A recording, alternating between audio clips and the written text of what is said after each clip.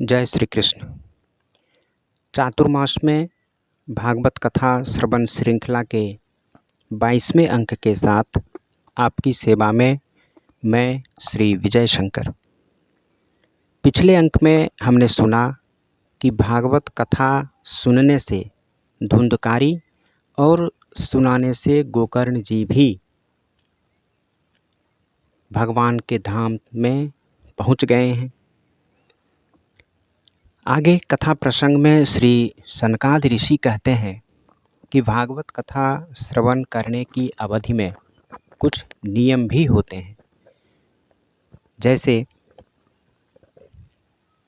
कथा अवधि में हम किसी पर किसी तरह से क्रोध ना करें, बहुत मान सम्मान की इच्छा ना करें, अपमान हो जाने पर हम विचलित ना हों, किसी से ईर्ष्या द्वेष वैमनस्यता न रखें और किसी की निंदा ना करें। कथा अवधि में हमारे आचरण में सत्य होना चाहिए, पवित्रता हो, हम व्यर्थ की बातें न करें न सुने। कथा श्रवण करने वाले श्रोता और सुनाने वाले वक्ता के लिए भी किसी प्रकार का बाह्याडंबर न हो, नम्रता बनी रहे, उदारता हमारे आचरण में हो, ऐसा ध्यान रखना चाहिए। भागवत की कथा से भोग और मोक्ष दोनों ही प्राप्त होते हैं। जिन्हें संतान की इच्छा हो, भागवत कथा से संतान प्राप्त कर सकते हैं। जिन्हें भवन वाहन की आवश्यकता हो, वो भागवत कथा से भवन वाहन आदि प्राप्त कर सकते हैं। अर्थात भागवत की कथा से भोग और मोक्ष दोनों ही प्राप्त होते हैं, ऐसा देखा गया है। कथा के अंत में भगवान की स्तुति की सनकादि ऋषियों ने और ज्ञान भक्ति और वैराग्य को नव जीवन मिल गया, पुष्टि मिली और वो तीनों शक्ति संपन्न होकर सबको अपनी ओर आकर्षित करने लगे।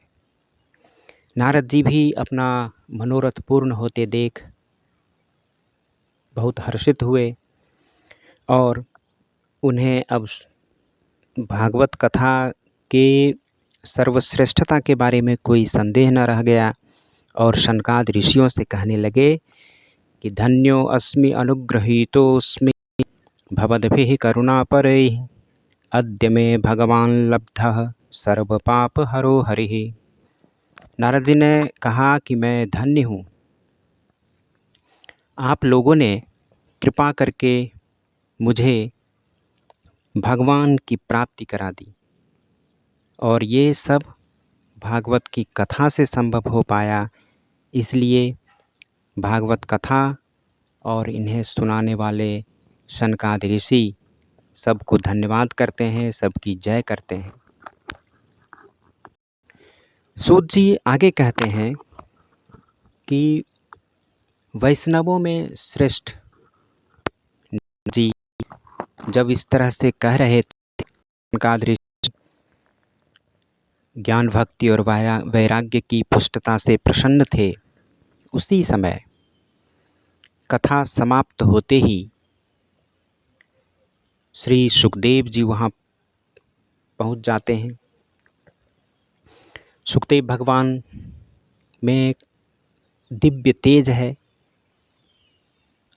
करोड़ों सूर्य के तेज से समाहित हैं और 16 वर्ष की सी आयु है, संतुष्ट हैं, आत्मलाभ से परिपूर्ण हैं और जैसे महासागर का संवर्धन करने के लिए चंद्रमा होता है, उसी तरह श्री सुखदेव जी भी प्रेम पूर्वक भागवत का शनैः शनैः धीरे धीरे पाठ करते हुए वहाँ पहुँचे। परम तेजस्वी श्री सुखदेव जी को देखकर सभा में सभी उपस्थित श्रोतागण भक्तागण सभी शीघ्र खड़े हो गए और श्री सुखदेव जी को एक सर्वोच्च आसन पर बैठाया।